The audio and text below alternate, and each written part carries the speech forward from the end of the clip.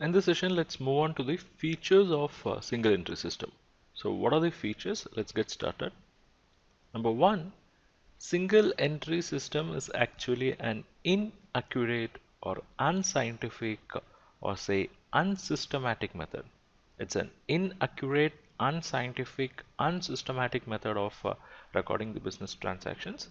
And in single entry, there would be generally no record of real accounts and nominal accounts, and only records that will be maintained will be cash transactions and transactions that are having effect on personal accounts. Cash book actually mixes the business and personal transactions, and there is absolutely no uniformity in maintaining the records, and the system is going to differ from firm to firm depending upon the requirement and convenience of the firm. So the result is profit. What we are going to derive is only an estimate based on the available information.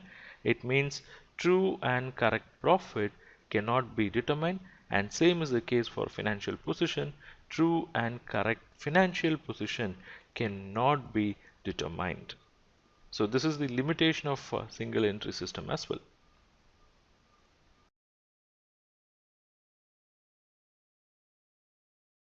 Thanks for watching this video, and I hope you like this lecture.